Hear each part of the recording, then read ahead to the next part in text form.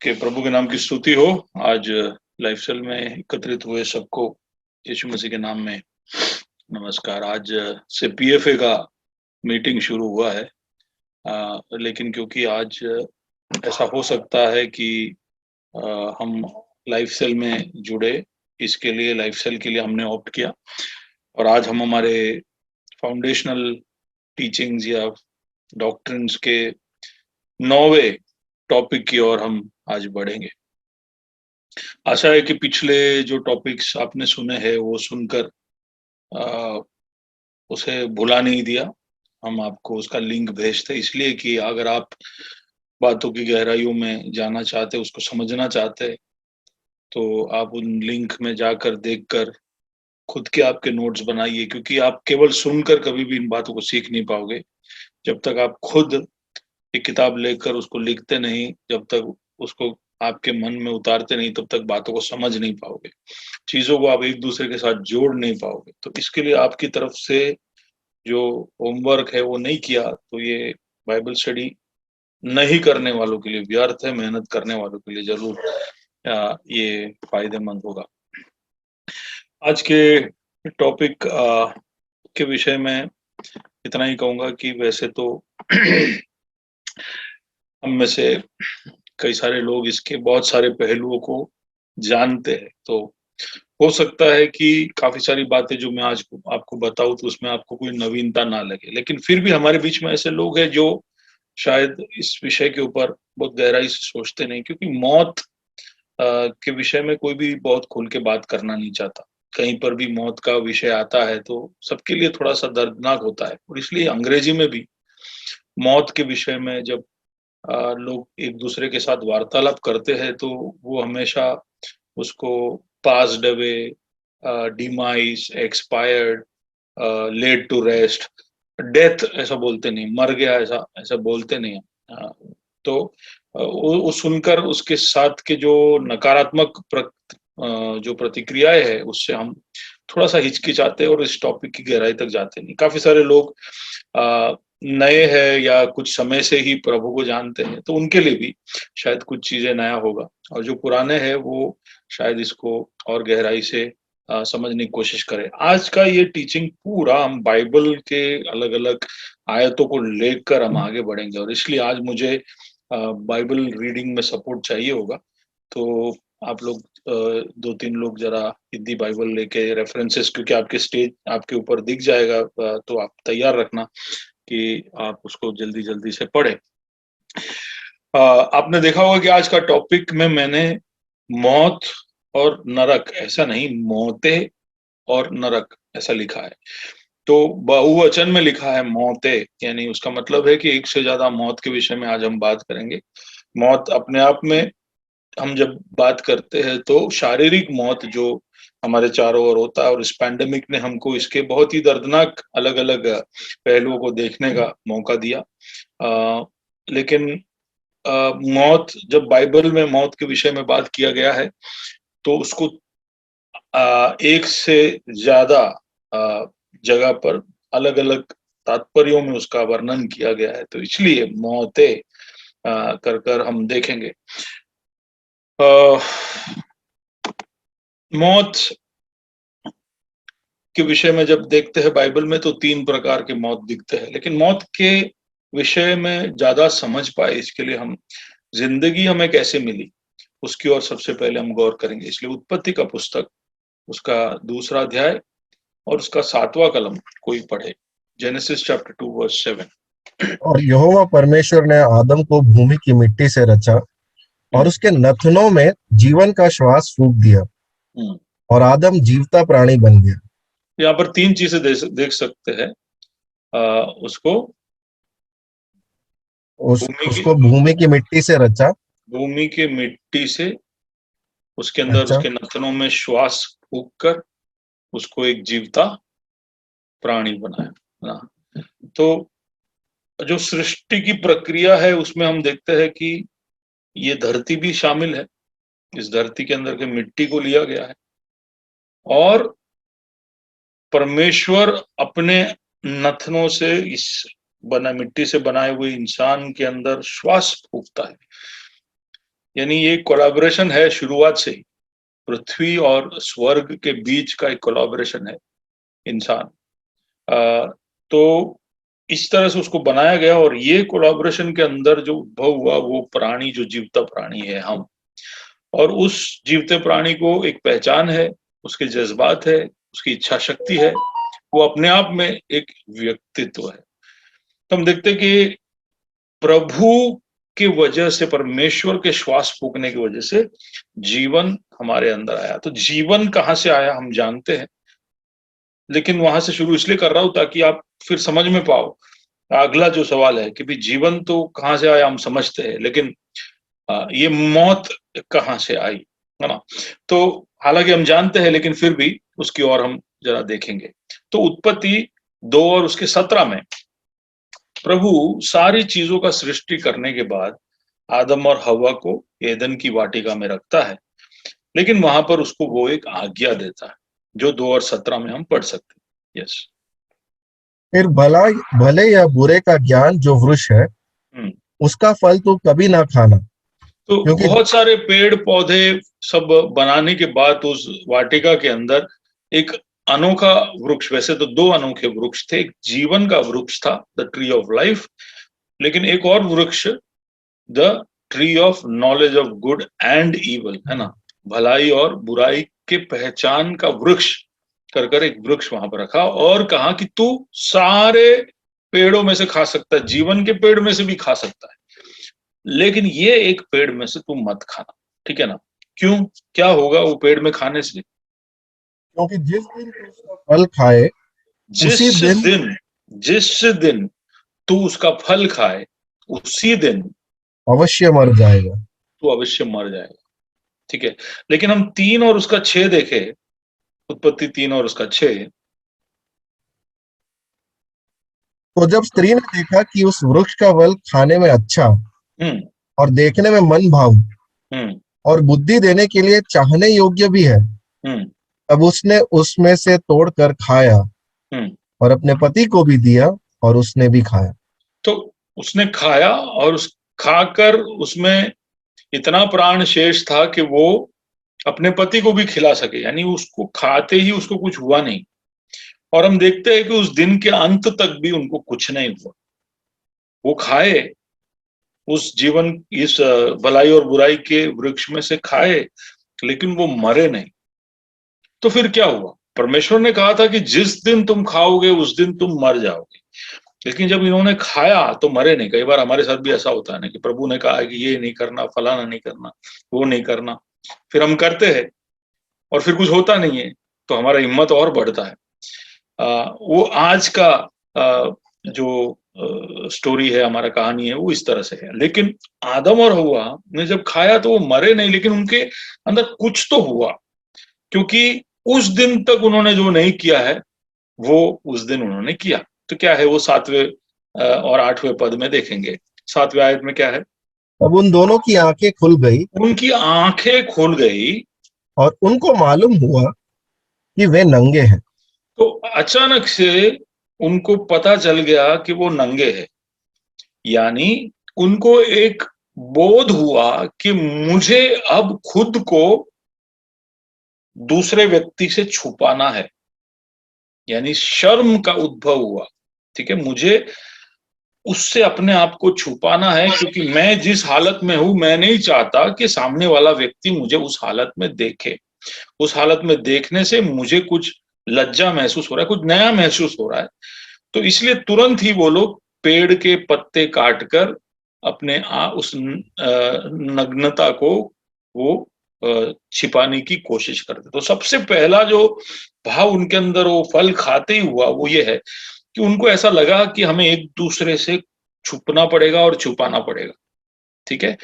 और दूसरा जो 8वें आयत के अंदर हम देखते हैं, अब यहोवा परमेश्वर जो दिन के ठंडे समय वाटिका में फिरता था, उसका शब्द उनको सुनाई दिया। अब ये जैसे ही परमेश्वर का शब्द उन्होंने सुना तो क्या किया? अब आदम और उसकी पत्नी वाटिका के वृक्षों के बीच यहोवा परमेश्वर से छिप गए। तो वो छुप गए। अब यहाँ पर एक, तब तक तो उन्होंने अपने वस्त्र बना लिए थे, एक दूसरे के शर्म को छुपा लिया था, लेकिन परमेश्वर जब उतर कर आया तब उन्होंने वापस अपने आप को छुपाया, लेकिन इस बार वृक्ष के पीछे। अब ये छुपाना क्या था? ये शर्म नहीं था, ये दोष था, गिल्ट था, ठीक है, गिल्ट। और उन्हें पता चल गया कि अभी हम छुपाएंगे नहीं तो परमेश्वर आएगा तो हमें इसका कुछ ना कुछ प्रतिफल देगा जो हमारे लिए अच्छा नहीं है। यानी उसको समझ में आ गया कि मुझे सजा मिलेगी, ठीक है। तो दो चीजें वहां पर हुई, उसको ये समझ में आ गया कि दूसरा व्यक्ति जो है वो अब मेरा दोस्त या मेरे जैसा नहीं है, मुझे अपने आप को उससे छुपाना पड़ेगा। और ईश्वर भी अब मेरे पक्ष में नहीं है, मेरे सामने है, और इसलिए मुझे छुपाना पड़ेगा, ठीक है। तो रिश्तों में एक टूट आया, रिश्तों में टूट आया, इंसान का इंसान के बीच में जो रिश्ता था उसमें एक फूट आया, और इंसान का ईश्वर के साथ जो रिश्ता था उसमें एक फूट आया। जो प्रभु परमेश्वर उनका साथी था, संगति हमेशा देने वाला था, वो अब उनका सामने के पक्ष वाला हो गया था। यानी हम देखते हैं कि इंसान और ईश्वर के रिश्ते में एक दरार आ गई, एक टूट पड़ गया, है ना, वो रिश्ता टूटा। अब उसी को मौत कहते हैं करके हम समझ सकते हैं। और इसके विषय में याकूब नए नियम के अंदर जेम्स चैप्टर 1 वर्स नंबर 15 में उसको समझाता है। फिर अभिलाषा गर्भवती होकर अभिलाषा, अभी हम जानते हैं कि हव्वा ने फल को देखा और देखा कि ये अच्छा है, खाने में अच्छा है, देखने में अच्छा है, तो उसकी अभिलाषा हुई उसको लेकर खाने की। तो अभिलाषा गर्भवती होकर पाप को जनती है, पाप को जनती है, और पाप वहां पर हुआ, हम जानते हैं। हाँ, और पाप जब बढ़ जाता है, और पाप जब बढ़ जाता है तो मृत्यु को उत्पन्न करता है, मृत्यु को उत्पन्न करता है, ठीक है। रोमी 5 और उसका 12, 13, 14 भी जरा पढ़े। इसलिए जैसा एक मनुष्य के द्वारा पाप जगत में आया और पाप के द्वारा मृत्यु आई, और इस रीति से मृत्यु सब मनुष्य में फैल गई, इसीलिए कि सबने पाप किया। क्योंकि तो यहाँ पर मृत्यु आ गई कर एक मनुष्य ने पाप किया तो मृत्यु आ गई, पाप आ गया, मृत्यु आ गया कर यहाँ पर पौल बता रहा है, ठीक है। एक मनुष्य के पाप करने से इंसानों के अंदर, हर मनुष्य के अंदर पाप आ गया। आगे जरा पढ़ना। क्योंकि व्यवस्था के दिए जाने तक पाप जगत में तो था, परंतु जहां व्यवस्था नहीं वहां पाप गिना नहीं जाता। तो भी आदम से लेकर मूसा तक मृत्यु ने उन लोगों पर भी राज्य किया जिन्होंने उस आदम के अपराध की नाई, जो उस आने वाले का चिन्ह है, पाप ना किया। पाप उन्होंने नहीं किया था, उनके बच्चों ने नहीं किया था, पाप तो आदम ने किया था, लेकिन ये पाप उसके और उसके बच्चों के अंदर आ गया, यानी उसकी प्रकृति का एक भाग बन गया। इसको ओरिजिनल सिन कहते हैं। और इसलिए इंसान पैदा होते ही इस आत्मिक रूप से मरी हुई हालत में वो पैदा होता है। यानी उसने जब पहला पाप किया तो एक मौत हुई। वो मौत क्या थी? उसके और परमेश्वर के बीच में रिश्ते की मौत थी। और वो मौत केवल आदम और ईश्वर तक सीमित नहीं रहा, वो आदम और उसके संतानों के अंदर भी आ गया। इस तरह से हम सब के अंदर आ गया। यानी उसका मतलब है कि हम पैदा नहीं हुए थे तभी भी हमारे अंदर वो पाप आ गया, हम उस पाप के साथ हम पैदा होते हैं। ओरिजिनल सिन इसको बोलते हैं ना। कोलोसी 2 उसका 13 और उसका पहला भाग जरा पढ़ना। कोलोसियंस 2:13 फर्स्ट पार्ट। और उसने तुम्हें भी, जो अपने अपराधों और अपने शरीर की खतना रहित दशा में मुर्दे थे, उसके साथ जिलाया, और हमारे तुम्हें भी जो, वापस पढ़ना। और उसने तुम्हें भी, जो अपने अपराधों में और अपने शरीर की खतना रहित दशा में मुर्दे थे। तो हम मुर्दे थे, यानी जब तक वहां पर पौल एक्चुअली यीशु मसीह को जानकर उसको उद्धार पाने के विषय में बात कर रहा है, तो तब वो कह रहा है कि जब तक तुम वो उद्धार नहीं पाए तब तक तुम कहाँ थे? तुम तुम्हारी खतना रहित हालत में, यानी क्या, तुम पाप में मरे हुए थे। लेकिन हम तो खा पी रहे थे, हमारा तो हाइट बढ़ रहा था ना। तो वो क्या विषय में बता रहा है? वो आत्मिक मौत के विषय में बता रहा है। परमेश्वर, आत्मिक मौत का मतलब है कि एक ऐसा इंसान जो ईश्वर के साथ कोई रिश्ता बना नहीं सकता, अपने बलबूते पे बना नहीं सकता, उसका ईश्वर के साथ का रिश्ता टूटा हुआ है, इट इज ब्रोकन। ठीक है, तो ये है पहला मौत जो हम बाइबल के अंदर देखते हैं, और ये मौत है आत्मिक मौत। उसका मतलब है कि ईश्वर के साथ के रिश्ते का मौत। और हर इंसान पैदाइशी आत्मिक रूप से मरा हुआ पैदा होता है। इसलिए एक ईसाई के या एक विश्वासी के घर में पैदा होने वाला बच्चा वो आत्मिक रूप से अब जिंदा नहीं है, वो भी आत्मिक रूप से मरा हुआ ही है। उस व्यक्ति, अभी मेरी बेटियां है, तो उन बेटियों को अपने आप अपने उम्र में जब आए तो अपने पाप को समझकर उससे मन फिराव कर कर अपने अपने विश्वास को, ईमान को यीशु के ऊपर रखना पड़ेगा, तब जाकर वो बच पाएंगे। तब तक वो आत्मिक रूप से मरे हुए, क्योंकि वो पास्टर की बेटियां है या एक मसीह परिवार में सदियों से जो मसीह में है, उस परिवार में पैदा होने से उससे वो सब कोई मायने नहीं रखता है, क्योंकि इंसान पैदा होते ही ईश्वर के साथ के रिश्ते में मरा हुआ पैदा होता है। तो that is the first death. और कहाँ पे हो, ये जैसे ही पैदा हुआ तब ये आत्मिक मौत के साथ ही पैदा हुआ। ठीक है, इसलिए जब हम उद्धार पाते हैं तो उसको नया जन्म कहते हैं। तो तुम इस आत्मिक मौत के साथ पैदा हुए, तो अब तुम्हें जब मसीह के राज्य में या मसीह के विषय में या आत्मिक रूप से जीवित होना है, तो उसको नया जन्म कहते हैं। तो जो व्यक्ति प्रभु यीशु पर विश्वास कर कर, मन फिराव कर कर बपतिस्मा लेता है, वो नया जन्म प्राप्त करता है, उसका आत्मिक मौत में से उसको छुटकारा मिलता है। तो उसके विषय में देखते कब होता है, ये तभी होता है परमेश्वर के साथ के उस रिश्ते में हम तभी जुड़ सकते हैं। तो let's read that second portion of Colossians 2:13, है ना। जैसे ही हम प्रभु के सामने आकर हमारे पापों को कबूल करते हैं, माफी मांगते हैं, तब ईश्वर के साथ का उस रिश्ते में वापस हम जुड़ते हैं। अब हम सुसमाचार जानते हैं, हम कैसे पापों से माफी पा सकते हैं, सब जानते हैं, इसलिए उसकी गहराइयों में नहीं जा रहा हूं, लेकिन वो वचनों को पढ़ते पढ़ते हम आगे बढ़े। या उसके साथ जिलाया और हमारे सब अपराधों को क्षमा किया। हमारे सारे उसने क्या किया, उसने हमको जिलाया, यानी मरे थे। जिलाया का मतलब है कि जिंदा किया। हम जो मरे थे, पाप की अवस्था में मरे थे, उसने हमको जिंदा किया और हमारे सारे अपराधों को क्षमा किया। ठीक है, ये जो पुनर्स्थापना होती है, आत्मिक मौत से जो विजय है, वो हम इसी जीवन के दरमियान प्राप्त कर सकते हैं। और उसका एक ही रास्ता है, पापों की माफी पाना। पापों की माफी पाने के लिए हमारे पाप इतने घिनौने हैं और हमारे पाप ईश्वर के खिलाफ किए गए हैं, तो इसलिए उसका कोई भी ऐसा कोई जवाब नहीं है जो हमारे पास या कोई भी इंसान के पास हो जिससे हम पापों की माफी पा सके। इसलिए परमेश्वर खुद वो रास्ता खोलता है। और इसलिए हम यूहन्ना 3:16 जरा पढ़िए, will read all the versus, ताकि यूहन्ना 3:16 कहता है कि परमेश्वर ने जगत से ऐसा प्रेम रखा कि उसने अपना इकलौता पुत्र दे दिया, ताकि जो कोई उस पर विश्वास करे वो नाश ना हो परंतु अनंत जीवन पाए। अनंत जीवन पाए। और रास्ता खोलता है, परमेश्वर के साथ के उस रिश्ते को जोड़ने का रास्ता खोला। 36 पढ़िए, वर्स नंबर 36।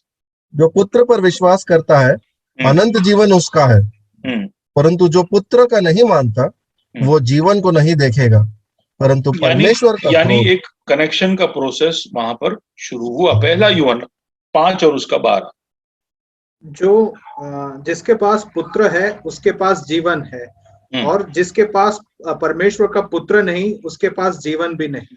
तो पुत्र, परमेश्वर के पुत्र के द्वारा ये जीवन, कौन सा जीवन? सबसे पहले तो परमेश्वर के द्वारा जिलाया जाना, हमारे आत्मिक मौत के ऊपर जीत हासिल करना, वो यीशु मसीह को स्वीकार करने से ही प्राप्त होता है। अब कुछ रोमांचक पद आयते हैं रोमी 5 में, उसकी ओर हम जाएंगे। रोमन्स चैप्टर 5 उसका 17 और 18। क्योंकि जब एक मनुष्य के अपराध के कारण मृत्यु ने उस एक ही के द्वारा राज किया, तो जो लोग अनुग्रह और धर्म रूपी वरदान बहुतायत से पाते हैं, वे एक मनुष्य के अर्थात यीशु मसीह के द्वारा अवश्य ही अनंत जीवन में राज्य करेंगे। देखिए, तो यहाँ पर पौल बताता है कि ये कनेक्शन प्रोसेस हम सबको कैसे मिला, हम सब क्यों यीशु के साथ कनेक्शन कर सकते। एक आदम ने पाप किया, हम सब पापी हो गए, ठीक उसी तरह एक यीशु धर्मी बना तो हम उसके द्वारा धर्मी हो सकते हैं। ठीक है, तो आदम के अंदर जन्म पाने वाले आत्मिक रूप से मरे हुए, यीशु के अंदर जन्म पाने वाले आत्मिक रूप से जिलाए गए, है ना। तो प्रभु कहता है मैंने इस तरह से तुम्हारा कनेक्शन जोड़ा है, तो इसलिए यीशु को आखिरी आदम कहा जाता है ना, नॉट द सेकेंड एडम या थर्ड एडम, लास्ट एडम, आखिरी आदम, जिसके द्वारा परमेश्वर उसके साथ के रिश्ते को जोड़ने के लिए रास्ता तैयार करता है। और एफएससी 2 और उसका 4, 5, 6 जब पढ़ते हैं तो उसमें इस रिश्ते के विषय में एक और बात लिखी है। परंतु परमेश्वर जो दया का धनी है, अपने उस बड़े प्रेम के कारण जिससे उसने हमसे प्रेम किया है, जब हम अपराधों के कारण मरे हुए थे तो हमें मसीह यीशु के साथ जिलाया है और मसीह यीशु में उसके साथ उठाया और स्वर्गीय स्थानों में उसके साथ बिठाया है। हाँ, अब जिलाया इस हद तक कि हम अब अभी इस पृथ्वी के इस जीवन के दरमियान ही मसीह यीशु के साथ स्वर्गीय स्थानों में बैठाए गए हैं। ठीक है, हमारा जो स्टेटस है उसने उस हद तक उठा लिया है।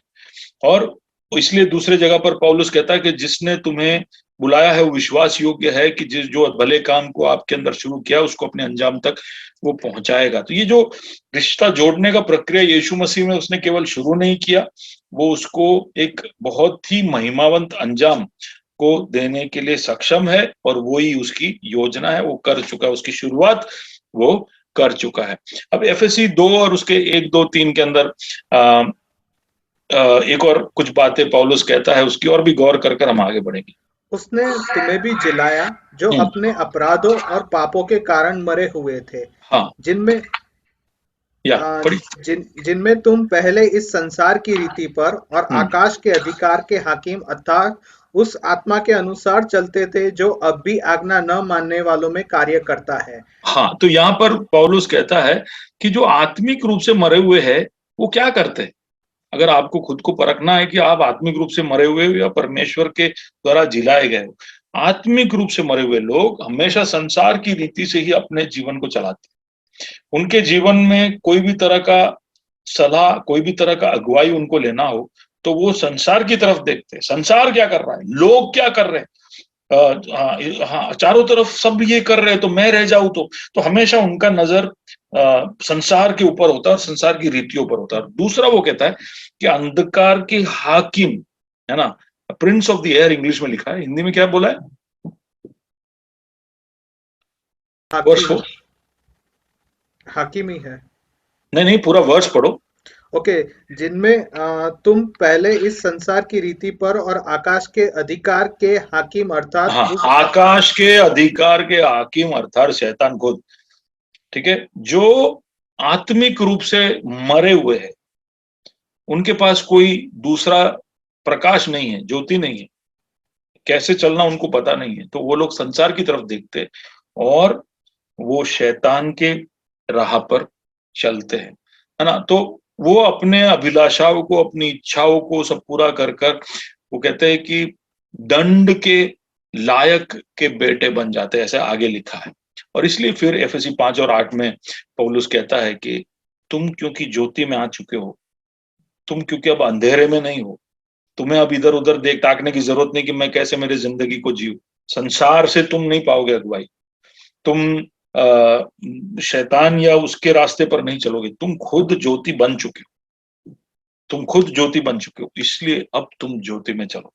तो ये आत्मिक मौत के विषय में कुछ बातें जो मैं आपके ध्यान में लाना चाहता था। This is the first death, है ना, बाइबल के अंदर ये पहला, और ये मैं विश्वास करता हूं कि आप में से सब लोगों ने इस मौत के ऊपर विजय हासिल कर लिया।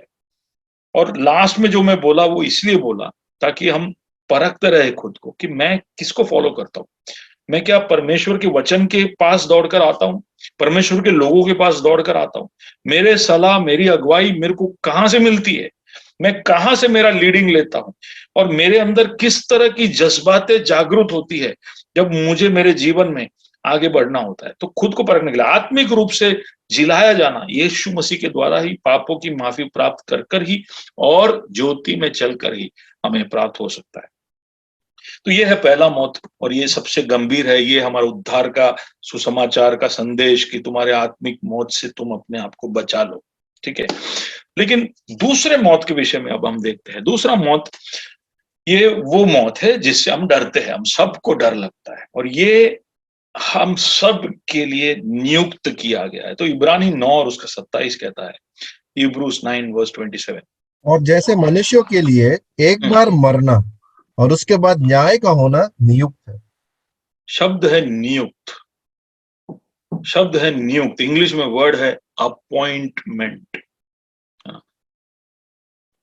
आप में से ज्यादातर लोग, ज्यादातर बोला मैंने, सब नहीं, चर्च का टाइम 9:30, लाइफ सेल का टाइम 8 बजे, ये सब अपॉइंटमेंट मिस करने वाले लोग। आप शायद आपके ऑफिस में लेट पहुंचते होंगे, ठीक है। आप आपके बहुत सारे दूसरे अपॉइंटमेंट्स में आप टाइम नहीं रख पाते होंगे, लेकिन एक अपॉइंटमेंट है जिसमें आप टाइम पर पहुंचोगे गारंटी से, और वो है मौत का अपॉइंटमेंट। वो 1 सेकंड देरी से नहीं और 1 सेकंड जल्दी से नहीं, ठीक है ना। आपकी जिंदगी में एक चीज होगा जो आप टाइम पे कर पाओगे,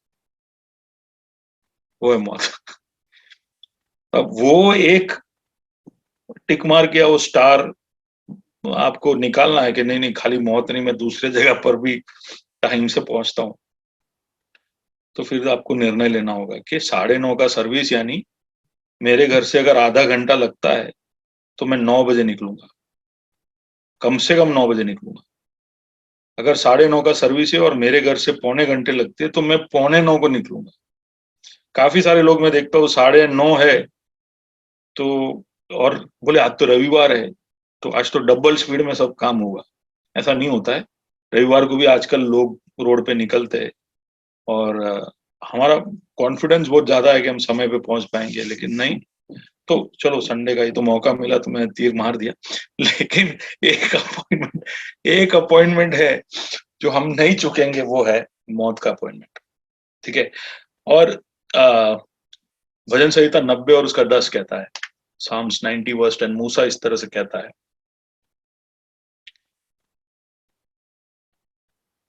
Anybody taking that, please? Psalms 90:10. तूने रहब को घात किए हुए के समान कुचल डाला और अपने शत्रुओं को अपने बाहुबल से तितर बितर किया है। नहीं, Psalms 90:10। हमारी आयु के वर्ष 70 तो होते हैं, और चाहे बल के कारण 80 वर्ष के भी हो जाए।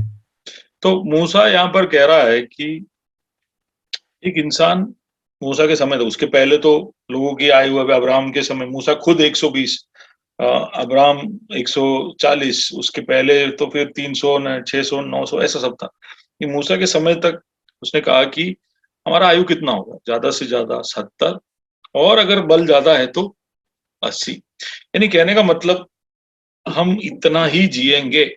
हमने जो पाप किया और पाप की वजह से उस मिट्टी के ऊपर जो भ्रष्टता या भ्रष्टाचार आया है उसके अंदर, जिसके अंदर से प्रभु ने सांस फूंक कर जान दी थी, उसका ताकत 70 या 80 साल तक का ही है, ठीक है। तो हम सबके लिए एक चीज तय है, बाकी हम अमीर बने नहीं बने, पढ़े नहीं पढ़े, हम शादी करे नहीं करे, बच्चे हो नहीं हो, लेकिन एक चीज गारंटी, हम सब मरने वाले। और वो भी समय, उस समय उसका नियुक्त है, प्रभु ने उसको लिख दिया है। हमको पृथ्वी में भेजने से पहले हमारा एग्जिट टाइम लिख दिया है। हो सकता है ये अगले साल हो सकता है कि कल रात को हो, ये किसी को नहीं पता है, ठीक है। तो इसलिए तो हम सब से डरते हैं, लेकिन जीते ऐसे है जैसे कि हम कभी मरने वाले नहीं है, या हमारा मरना अभी 30 साल बाद। हमारे निर्णय सब ऐसे होते हैं ना, सारी बातें ऐसा कि 20 साल बाद, 30 साल बाद, कम से कम इतना टाइम तो मैं अभी 47, 48 की तरफ बढ़ रहा हूँ।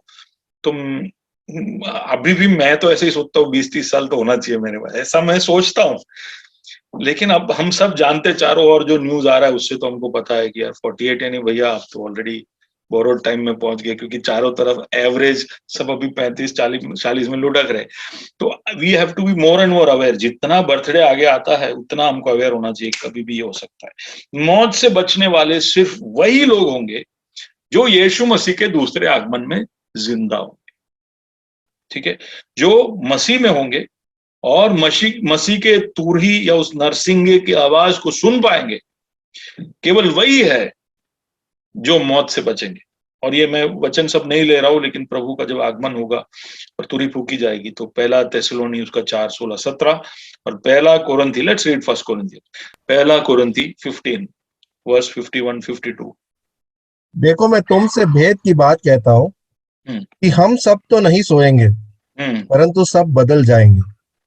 और यह क्षण भर में पलक भर मारते ही पिछली तुरही फूकते ही होगा। क्योंकि क्षण भर में है ना, जैसे मौत भी क्षण भर में हो जाता है ना। तो किसी ने इस तरह से जोक का कि एक व्यक्ति स्वर्ग के द्वार पे पहुंचता है तो हमेशा पतरस को वहां पे स्वर्ग के द्वार पे खड़ा रखा है। जोक के अंदर हमेशा पतरस स्वर्ग के द्वार पे है। तो वहां पे पूछता है कि भाई तुमने कुछ जीवन में अच्छा काम किया? बोले हाँ, कोई चोर लूटर है, कोई औरत को लूटने के लिए आए थे तो मैंने उसको बचाया करके। बोले अच्छा, ये कब हुआ? बोले 30 सेकंड पहले। तो अभी 30 सेकंड पहले तो वो जिंदा था और 30 सेकंड्स के अंदर तो पतरस के सामने आ गया, किसी को बचाने गया। नहीं, that's the reality of life.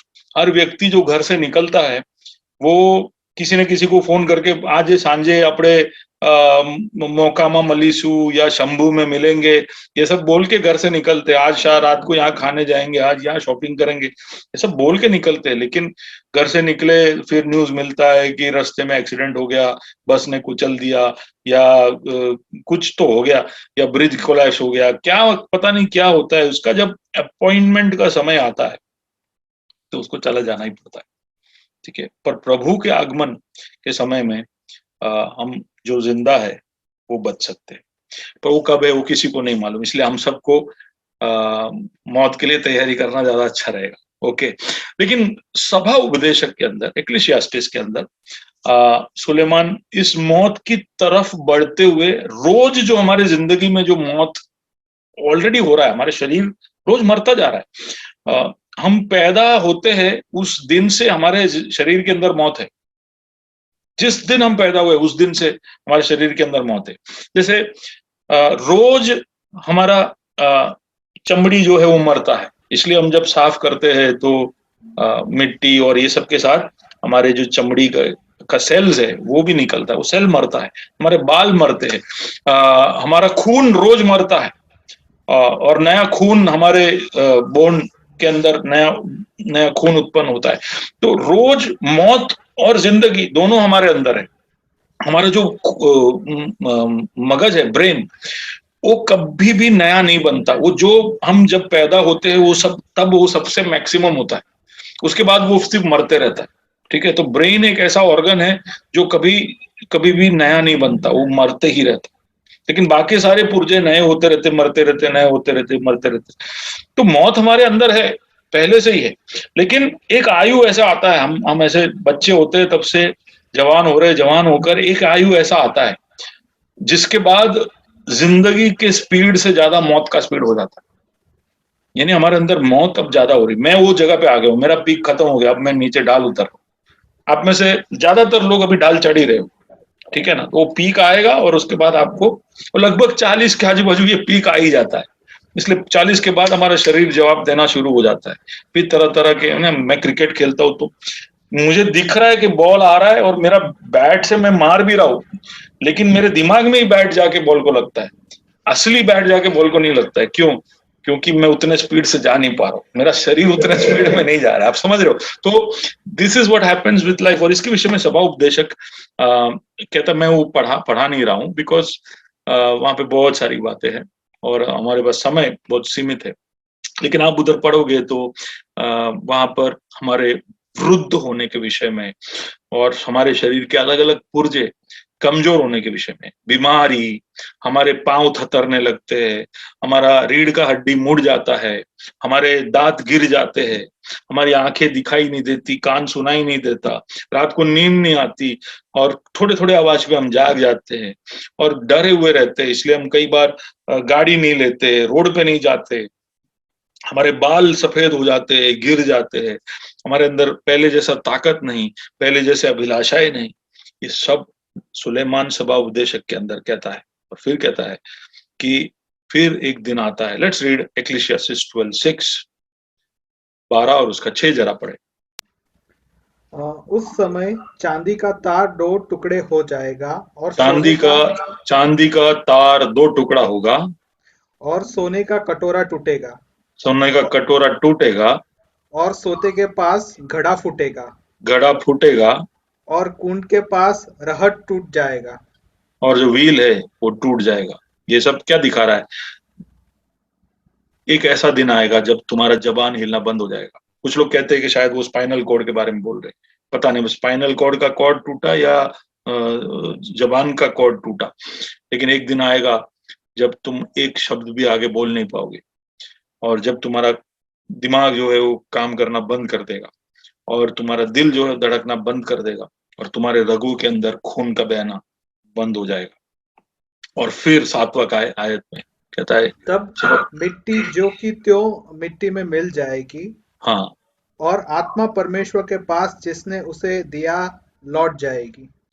तो हम देखते हैं कि पहला मौत इंसान और परमेश्वर के रिश्ते का एक टूट है, लेकिन दूसरा मौत जिसके विषय में बाइबल बताता है वो है हमारे आत्मा का हमारे शरीर से बिछड़, उस रिश्ते का टूट। और वो कभी भी हो सकता है, किसी भी वक्त हो सकता है। और इसलिए साम्स 139 भजन संहिता 139 उसका 16, मेरी आंखों ने मेरे बेडोल तत्व को देखा और मेरे सब अंग जो दिन दिन बनते जाते थे वे रच जाने से पहले तेरे पुस्तक में लिखे हुए थे। हाँ, यानी हमारे दिन के हर घंटे हर क्षण जीवन के पुस्तक में, यानी परमेश्वर के पुस्तक में लिखे हुए, अपॉइंटेड है। वो कितने दिन हम जिएंगे, कब मरेंगे, कितना ग्रोथ होगा, कितना हाइट होगा, सब प्रभु ने लिख के रखा है। जीवन के निर्णय वो नहीं बताएगा, लेकिन हमारा पैदा होना, हमारे बढ़ोतरी और हमारा मौत, ये प्रभु ने नियुक्त किया है, उसने लिख कर रखा है। ठीक है, तो ये है दूसरा मौत जिसके विषय में हम देखते हैं। एक व्यक्ति जब मर जाता है तो फिर क्या होता है, ये हम सबका एक सवाल है और सारे धर्मों का, सारे इंसानों का, हर क्षेत्र में, हर जगह पर, ये हर युगों में ये सवाल रहा है कि एक इंसान जब मर जाता है तो जाता किधर है, उसके साथ होता क्या है।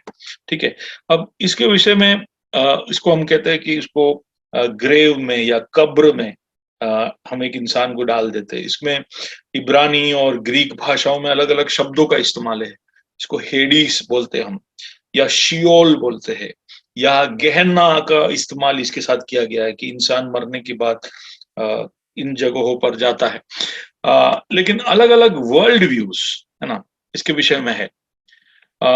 इसको समझने के लिए और इसको कैसे भी एक लॉजिकल इसका एक समझ इंसान को मिले, इसके लिए अलग अलग धर्मों ने अलग अलग तरह से मौत के विषय में समझा है।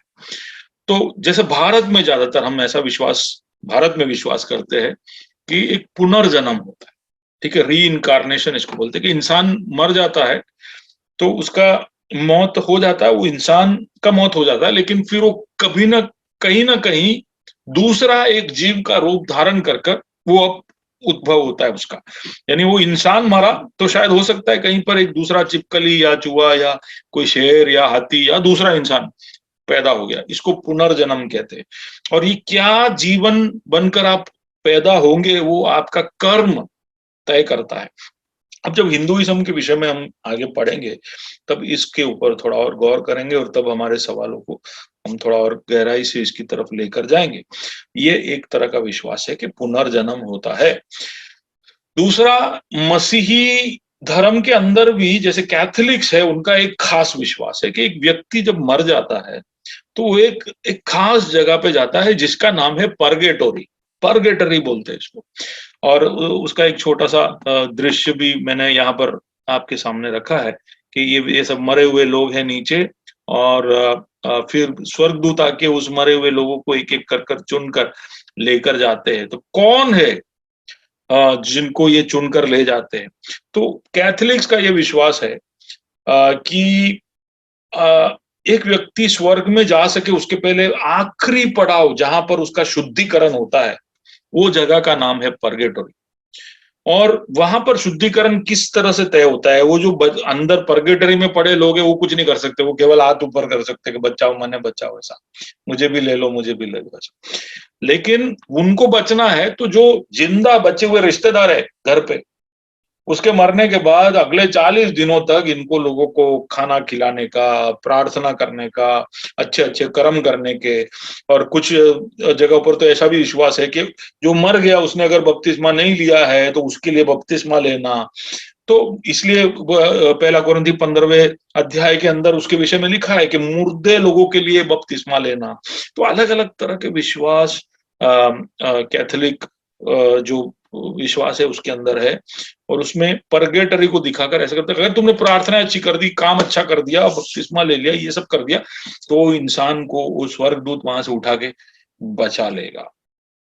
ठीक है, ये कैथोलिक्स का विश्वास है। फिर तीसरा एक मेजर विश्वास ये है कि एक इंसान जब मर जाता है तो वो खत्म हो जाता है, उसका अस्तित्व खत्म, उसका व्यक्तित्व खत्म, उसका पहचान खत्म, उसका स्टोरी खत्म। वो मिट्टी में मिल गया, वो पैदा हुआ था मिट्टी था, वो मर गया तो मिट्टी हो गया, खत्म, अब खत्म, अब और कुछ बन के आएगा या नहीं आया कुछ नहीं मालूम, हो गया खत्म। अब जो आया वो दूसरा आया, उसके अंदर से अब पेड़ आएगा, लेकिन वो कोई पुनर्जन्म नहीं, एनहाइलेशन हो जाता, उसका खत्म हो जाता, खात्मा। लेकिन बाइबल जब हम पढ़ते हैं तो ये तीनों सोच विचार के साथ मिला नहीं है। तो हमने देखा कि इंसान के लिए नियुक्त है एक बार मरना और फिर उसके बाद न्याय। ठीक है ना, एक बार मरना फिर उसके बाद न्याय। यह है बाइबल का विश्वास कि एक व्यक्ति जब मरेगा फिर वो न्याय के राह में उसको रुकना पड़ता है। जब तक न्याय नहीं हो, न्याय कब होगा? तुरंत होगा, बाद में होगा, चलो हम उसकी और गौर करते। तो इसके ऊपर एक हमको झलक मिलती है जब यीशु एक दृष्टांत बताता है, लूका 16 के अंदर।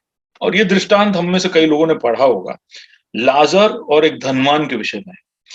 और यीशु इस स्टोरी को बना रहा है तो उसके अंदर तथ्यों का इस्तेमाल कर उस कहानी को बना रहा है। ऐसा वेद पंडितों का कहना है, सारे पंडितों का कहना है कि तथ्यों का इस्तेमाल कर हमको समझाने के लिए वो कहानी का इस्तेमाल करता है कि एक व्यक्ति के मौत के बाद होता क्या है। तो आइए हम पढ़ते हैं लूका 16 और उसके 19 से जरा पढ़ना शुरू करिए। एक धनवान मनुष्य था जो बैंजनी कपड़े और मलमल पहनता और प्रतिदिन सुख विलास और धूमधाम के साथ रहता था। और लाजर नाम का एक कंगाल घावों से भरा हुआ उसकी देवड़ी पर छोड़ दिया जाता था। और वो चाहता था कि धनवान की मेज पर की झूठन से अपना पेट भरे, वरन कुत्ते भी आकर उसके घावों को चाटते थे। और ऐसा हुआ कि वह कंगाल मर गया और स्वर्गदूतों ने उसे लेकर इब्राहिम की गोद में पहुंचाया, और वो धनवान भी मरा और गाड़ा गया। और अधोलोक में उसने पीड़ा में पड़े हुए अपनी आंखें उठाई और दूर से इब्राहिम की गोद में लाजर को देखा। बस 23 तक पढ़ लिया। Have you read till 23? Okay. तो वर्स 22 जरा वापस पढ़ना कि यहाँ पर हम देखते हैं कि धनवान और एक गरीब, धनवान बहुत ही ज्यादा धनवान था, गरीब बहुत ही ज्यादा कंगाल था। लेकिन मौत है ना, सबको इक्वल कर देता है। तुम कितने भी धनवान हो, कितने भी कंगाल हो, तुम राजा हो या रंक हो, तुम गोरे हो या काले हो, तुम अमेरिका में हो या तुम बर्मा में हो, कहीं पर भी हो, सबके साथ मौत एक ही इक्वल ट्रीटमेंट करता है। ठीक है, मौत में इट्स अ ग्रेट इक्वलाइजर बोलते हैं। मौत के सामने सब इक्वल हो जाते हैं।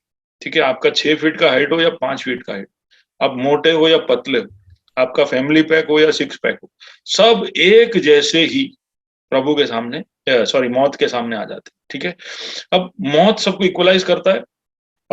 पर यहाँ पर फर्क यीशु इस कहानी के अंदर इस तरह से बताता है कि जो कंगाल है वो जब मरता है तो स्वर्गदूत आकर उसको इब्राहिम के गोद में ले जाते, ठीक है। गोद यानी एक आराम का जगह। इब्राहिम से मतलब है कि जहां पर इब्राहिम गया था, इब्राहिम जो विश्वासियों का पिता है, वो जहां पर गया था वहां पर वो गया। अब इब्राहिम वहां था या इब्राहिम का गोद एक जगह का नाम है, ये सब के ऊपर थोड़ा मतभेद है। लेकिन एक आराम के जगह पर जहां पर सुकून है, शांति है, एक अच्छी जगह पर जहां पर भलाई है, आशीष है, ऐसी एक जगह पर वो जाता है। लेकिन धनवान जब मरता है तो वहां पर उसको कोई लेने आया नहीं, या लेने आया तो उसके विषय में लिखा नहीं है, लेकिन केवल इतना लिखा है कि उसकी आंखें जब खुली, क्या हुआ, लिखे पर वर्स 23। और अधोलोक में उसने पीड़ा में पड़े हुए अपनी आंखें उठाई हाँ, और दूर आंखें से उठाई तो आंखें जो when he opened his eyes he saw that अरे पीड़ा में हूं मैं, और फिर वो आंखें उठाकर देखता है तो अब क्या हो रहा है। और दूर से इब्राहिम की गोद में लाजर को देखा। हाँ, यानी एक ऐसी जगह पर ये दोनों जाते हैं जहां पर दोनों एक दूसरे को देख पा रहे, दोनों एक दूसरे को पहचान पा रहे। लेकिन फिर वो कुछ बोलता है, क्या बोलता है। और उसने पुकार कर कहा, हम्म हे पिता इब्राहिम, हम्म मुझ पर दया करके लाजर को भेज दे, हाँ, ताकि वो अपनी उंगली का सिरा पानी में भिगोकर मेरी जीभ को ठंडी करे। देखो वो मरा तो वो अब्राम को पहचान रहा है, अब्राम को अपना पिता बुला रहा है, यानी धर्मी व्यक्ति तो था। धर्मी होने से सही जगह पर पहुंचना जरूरी नहीं है। दूसरा, इसकी थियोलॉजी भी सही था, उसको सब फंडे सब क्लियर थे कि स्वर्ग या स्वर्ग से आने वाला एक बूंद पानी नरक के आग को ठंडा कर सकता है, ऐसा उसको थियोलॉजी भी मालूम था, यानी कॉन्सेप्ट भी उसका बराबर क्लियर था। तो वो सब वो सही बोलता है कि तू एक खाली उसका टिप ऑफ द उसमें खाली ऐसा पानी ऐसा दे देगा ना तो मेरा ये सब निकल जाएगा, तो वो भी बोलता है। लेकिन फिर क्या बोलता है तब इब्राहिम, या प्लीज रीड दैट। क्योंकि मैं इस ज्वाला में तड़प रहा हूं। हाँ, परंतु इब्राहिम ने कहा, हे पुत्र, हम्म, स्मरण कर कि तू अपने जीवन में अच्छी वस्तुएं ले चुका है, हम्म, और वैसे ही लाजर बुरी वस्तु है। हम्म, परंतु अब वो यहाँ शांति पा रहा है और हम्म, तू तड़प रहा है। हम्म। और इन सब बातों को छोड़ हमारे और तुम्हारे बीच एक भारी गड्ढा ठहराया गया है। यानी अब इधर उधर नहीं हो सकते। जो ये चर्च बदलना है, पार्टी बदलना है, बीवी बदलना है, कंपनी बदलना है, लैपटॉप बदलना है, ये सब यहाँ पे हो सकता है। यानी ये छलांग मार ये सब यहाँ पे हो सकता है। वहां पे तो एक गड्ढा है और दो ही ऑप्शन है। एक बाइबल कहता है कि एक इंसान के मरने के बाद उसके पास, यानी यीशु मसीह के समय तक की मैं पक्का बात कर रहा हूँ कि दो ही ऑप्शन थे। एक तो अब्राहम की गोद, या फिर तुम इस दूसरे जगह में जहां पर ये धनवान था। ठीक, गड्ढा है तो वो बोल रहा है, पुत्र भी बोल रहा है उसको कि पुत्र भी बोल रहा है तूने अच्छा कर लिया, पर अब हम एक दूसरे को नहीं मिल सकते। अब कोई ट्रेडिंग नहीं हो सकता, वहां पर कोई उद्धार नहीं हो सकता, वहां पर कोई ऑल्टर कॉल नहीं हो सकता, अब मैं जीवन सौंप रहा हूं नहीं हो सकता है। तो सब यहीं पे हो सकता है। लेकिन उसका मतलब है कि जो करना वो यहीं पे करना है, मौत से पहले करना है। एक बार मौत हो गया फिर खत्म, चैप्टर क्लोज हो जाता है, फिर आगे। और यहाँ से इन सब बातों को जो हमारे तुम्हारे बीच एक भारी गड्ढा ठहराया गया है, कि हम्म जो यहाँ से उस पार तुम्हारे पास जाना चाहे हम्म वे ना जा सके, हम्म और ना कोई वहां से इस पार हमारे पास आ सके। राइट। उसने कहा, तो हाँ हे पिता, मैं तुझसे विनती करता हूँ कि हाँ तू उसे मेरे पिता के घर भेज, हम्म क्योंकि मेरे 5 भाई हैं। वो उनके सामने इन बातों की गवाही दे, हम्म ऐसा ना हो कि वे भी इस पीड़ा की जगह में आए। राइट। यानी ठीक है, तो यहाँ से वहां भेजो। तो अभी कई लोगों को डाउट होता है कि मरे हुए लोग वापस आ सकते हैं क्या। तो वहां पर अब्राहम का जवाब हमें बताता है कि मरा हुआ आदमी वापस नहीं जा सकता है। उसके लिए वो कहते वहां उनके लिए मूसा और दूसरे भविष्यवक्ता है, उनकी बातें सुन लेना।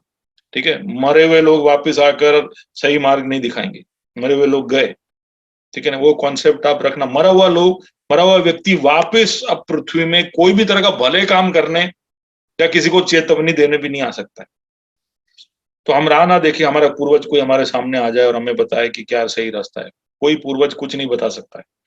जो जिसको बताना हमारे चारों ओर है और जो पूर्वज लिख के गए हैं, उसमें से बुद्धि पा के आगे बढ़ी है। ठीक है, यहां पर हम देखते हैं कि दो जगहों के विषय में वर्णन, इसको इंग्लिश में अब्राहम्स बॉसम या पैराडाइज भी कहते हैं इसको, या हेडिस। दो जगह है जहां पर जा सकते, और एक तरह से तुम्हारा जिंदगी निर्णय कर ही लेता है कि तुम किस तरफ जाओगे। ठीक है, वहां पर अब दूसरा कोई केस चलने वाला नहीं है, केस अभी चल रहा है। अभी यीशु मसीह तुम्हारे लिए लड़ाई कर रहा है और तुम्हारे खिलाफ आरोप लगाने के लिए शैतान आरोप लगा रहा है। तो हम सबका जीवन का केस अब भी चल रहा है। अभी आज रात को भी, आज सुबह भी पूरा दिन चल रहा था केस। शैतान आरोपों पे आरोप लगा रहा था कि देखो ये तेरा बेटा वो गल्ले पे खड़ा हुआ, देखो ये सुट्टा फूक रहा है, वो सब उसने बोला। तो यीशु ने आके शायद वहां पे माफी मांगा होगा, कि कहा होगा कि नहीं प्रभु, इसके ऊपर थोड़ा दया कर, अगले साल में थोड़ा चारों ओर खोद के खाद वाद डाल के पानी डाल के शायद इसके अंदर से फल निकलेगा। ऐसा कर कर केस अभी ओपन है। लेकिन मौत हो गई तो जजमेंट तुरंत उसका दिख जाता है, इसको अगला क्या होने वाला है वो पता चल जाएगा। तो you will immediately go into either paradise और हेडिस। ऐसा यीशु के उस दृष्टांत से हम समझ सकते हैं।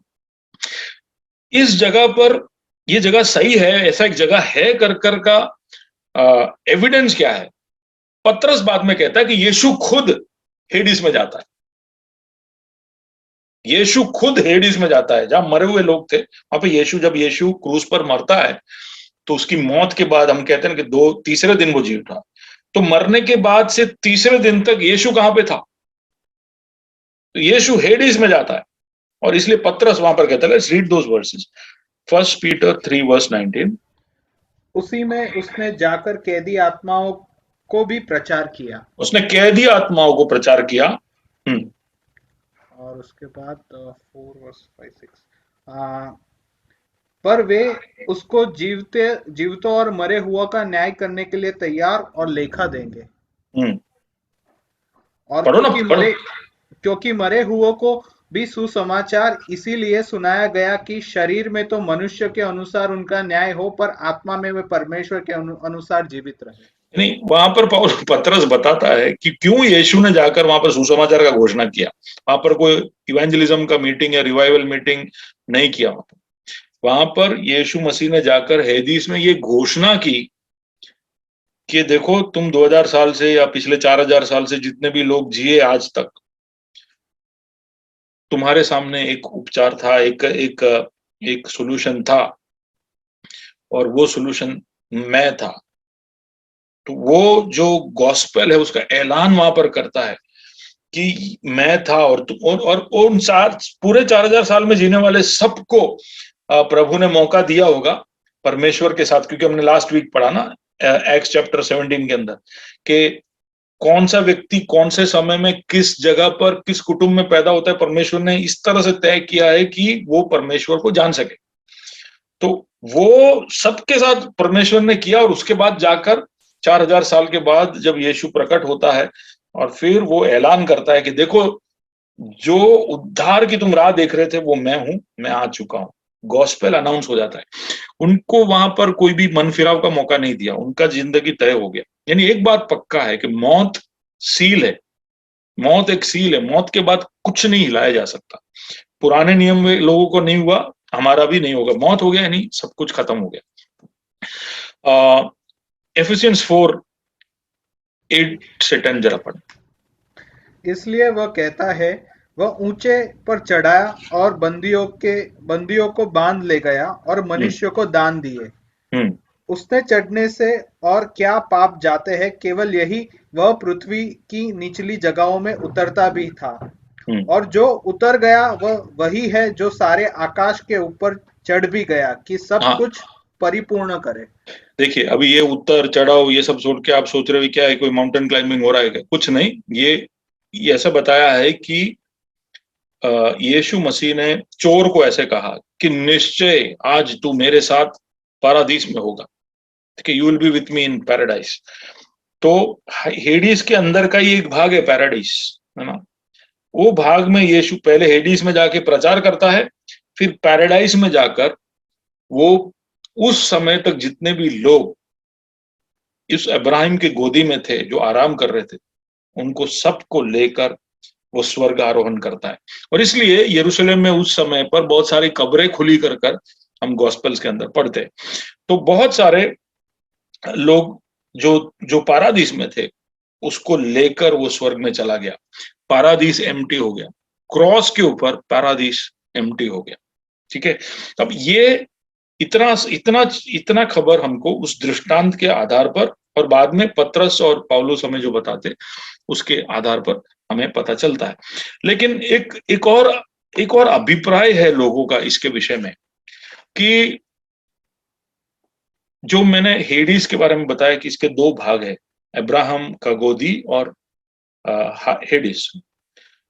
उसमें जो पारादीस है या जो अब्राहम का बॉसम है वो आज भी खाली है। ठीक है, लेकिन एक तीसरा जगह बनाया गया जिसको पारादीस बोलते हैं। अब ये अभिप्राय है, मैं खुद भी क्लियरली नहीं बोल सकता हूं कि दो ही है या तीन जगह है। ठीक है, मैं कुछ वचनों को पढ़कर ऐसा लगता है कि दो ही जगह है, लेकिन कुछ वचनों को देखकर ऐसा लगता है कि तीन जगह है।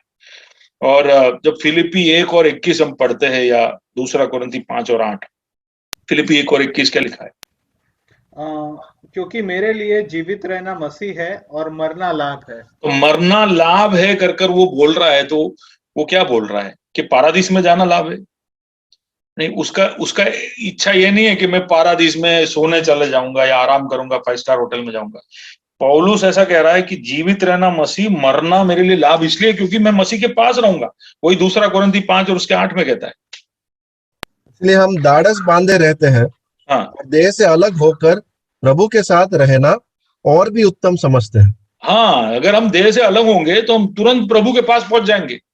तो इसलिए आप जब किसी का भी फ्यूनरल सर्विस देखोगे तो वहां पर लोग ऐसे कई बार प्रचार के बीच में बोलते हैं कि ये व्यक्ति आज यहाँ पर फलाना समय में जब मरा तो उसके अगले सेकंड वो प्रभु के सामने अपने आप को पेश हुआ, he is present with the Lord. तो ये बोलना बहुत आसान है, लेकिन इसके विषय में मतभेद है कि क्या वो सच में प्रभु के सामने स्वर्ग में पहुंच जाता है कि फिर वो एक आराम के जगह में जिसको पारादीस बोलते वहां पर पहुंच जाता है। तो इसके बारे में मैं निश्चय रूप से अभी मैं कह नहीं पा रहा हूं, क्योंकि दोनों भाग के आर्ग्यूमेंट्स है। ठीक है, पर मैं चाहता हूं कि आपको पता रहना चाहिए कि दोनों है। हो सकता है कि यीशु पारादीस में आ रहा हो, बार बार आ रहा हो, इसलिए प्रभु को वो देख पा रहा हो। नहीं तो फिर तुर ही जब फूकेगी तो क्रिस्त में मरे हुए हैं वो तब जी उठेंगे और फिर हम मसीह को देखेंगे। वैसा भी बात हो रहा है। तो तुर ही फूकेंगे तब मसीह को देखेंगे और मर जाएंगे तब तुरंत मसीह को देखेंगे। कौन सा सही है? आप समझ पा रहे हो कहां पर कंफ्यूजन है? तो वो भाषा के प्रयोग की वजह से वो कंफ्यूजन हो सकता है, लेकिन एक बात पक्का है कि जो मसीह में मरता है वो या तो एक आराम की जगह पे जाता है या वो मसीह के पास जाता है, वो हेडिस में नहीं जाता। ठीक है, तो वो एक ऐसे जगह पर पहुंचेगा जहां पर वो आराम में है या मसीह के पास है। So let me go ahead now. तो ये ऑल्टरनेट व्यूज प्रेजेंट करने के बाद मैं तीसरे मौत के विषय में जल्दी से बताना चाहता हूं। पाप का वेतन मौत है। ठीक है, तो अगर हमने जीवन में पाप किए हैं तो वेतन पाना पड़ेगा। रोमी 6 और उसका 23 ये हम जानते हैं, इसलिए मैंने वो वर्ष बोल दी। प्रभु कहता है कि तुम जिंदगी भर जो पाप करते हो उसका वेतन मौत है। वो आप जो शारीरिक रूप से मरे वो नहीं, वो तो धर्मी व्यक्ति भी मरता है, धर्मी व्यक्ति भी मरता है ना, तो वो पाप का वेतन नहीं है। हर इंसान के लिए नियुक्त है कि उसको मरना है। तो धर्मी मरता है तो उसको पाप का वेतन नहीं मिलता है, उसको तो जो नियुक्त किया गया है आदम के समय से, ओरिजिनल सिन, उसका जो प्रतिफल है वो मिल रहा है, मौत। तो उसके पाप का वेतन उसको कब मिलेगा? थोड़ा बहुत इस जीवन के दरमियान और थोड़ा बहुत नहीं, ज्यादा कुछ इस जीवन के बाद। तो पाप का वेतन जो मृत्यु है वो पाने के लिए इंसान को खड़ा होना पड़ेगा। ठीक है, फिर यूहन्ना 3 और उसके 36 को हमने पहले पढ़ा, उसके अंदर ऐसा लिखा है, क्या था? Can you just remind me that? जो पुत्र पर विश्वास करता है अनंत जीवन उसका है, परंतु जो पुत्र को नहीं मानता वह जीवन को नहीं देखेगा, परंतु परमेश्वर का क्रोध उस पर रहता है। परमेश्वर का क्रोध यानी पाप का वेतन, परमेश्वर का क्रोध, हमें इस जीवन में अभी तक परमेश्वर का क्रोध का आभास हुआ नहीं है, ठीक है, वो भी अभी रात वो भी मिलना बाकी है, ठीक है। फिर दूसरा थिस्सलुनी, उसका पहला अध्याय 7 के दूसरे भाग से 9 तक। उस समय जबकि प्रभु यीशु अपने सामर्थी दूतों के साथ धधकती हुई आग में स्वर्ग से प्रकट होगा, और जो परमेश्वर को नहीं पहचानते और हमारे बीच हमारे प्रभु यीशु के सुसमाचार को नहीं मानते, उसे पलटा लेगा, ठीक है। तो परमेश्वर का क्रोध, फिर परमेश्वर को धिक्कारने का पलटा, पाप का वेतन, ये सब देने के लिए वो आने वाला है। और एक और जो यूहन्ना 3:16 में हमने पढ़ा कि जो कोई यीशु पर विश्वास ना करे वो नाश होगा, तो उसका नाश होगा, पेरिश, ही विल पेरिश, ठीक है। वो मत्ती 10 और उसका 28 जरा पढ़े, मैथ्यू 10:28। जो शरीर को घात करते हैं पर वो आत्मा को घात नहीं कर सकते, उनसे मत डरना, पर उसी से डरो जो आत्मा और शरीर दोनों को नरक में नष्ट कर सकता है। हाँ, तो ये परमेश्वर के विषय में कहा है कि आत्मा और शरीर दोनों का नाश एक साथ करने का सक्षमता रखने वाला खुदा है। वो किसके साथ ऐसा करेगा? जो उसको धिक्कारता है, जो उसको स्वीकार नहीं करता, जो उसके नियमों के विरुद्ध जाता है, जो यीशु मसीह को अपना उद्धार करता स्वीकार नहीं करता, परमेश्वर है करके मानता नहीं, उसके प्रावधानों को, उसके जीवन में प्रबंधों को, उसके जीवन के आशीषों को, सबको अनदेखा कर अपनी जिंदगी को स्वार्थता में, लोभ में, लालच में, हर तरह की बुराई में, उसके शरीर के कामों में बिताता है, उसके लिए ये वेतन, ये क्रोध, ये पलटा और ये नाश राह देख रहा है, ठीक है। ये देना बाकी है, तो इसके लिए प्रभु ने एक समय रखा है। और इसके बारे में प्रकाशित वाक्य 20वां अध्याय, रेवलेशन 20, उसके अंदर 11-15 जरा पढ़े। फिर मैंने एक बड़ा श्वेत सिंहासन, व्हाइट थ्रोन, इसको व्हाइट थ्रोन जजमेंट बोलते हैं, श्वेत सिंहासन, ओके, और उसको जो उस पर बैठा हुआ है देखा, जिसके सामने से पृथ्वी और आकाश भाग गए और उनके लिए जगह न मिली। फिर मैंने छोटे बड़े सब मरे हुओं को सिंहासन के सामने खड़े हुए देखा, और पुस्तकें खोली गई। फिर एक और पुस्तक खोली गई, और फिर एक और पुस्तक खोली गई, अर्थात जीवन की पुस्तक। और जैसे उन पुस्तकों में लिखा हुआ था, उनके कामों के अनुसार मरे हुओं का न्याय किया गया। और समुद्र ने उन मरे हुओं को जो उसमें थे दे दिया, और मृत्यु और अधोलोक ने उन मरे हुओं को जो उनमें थे दे दिया, और उनमें से हर एक के कामों के अनुसार उनका न्याय किया गया। और मृत्यु और अधोलोक भी आग की झील में डाले गए। ये आग की झील तो दूसरी मृत्यु है। और जिस किसी का नाम जीवन के पुस्तक में लिखा हुआ न मिला, वो आग की झील में डाला गया।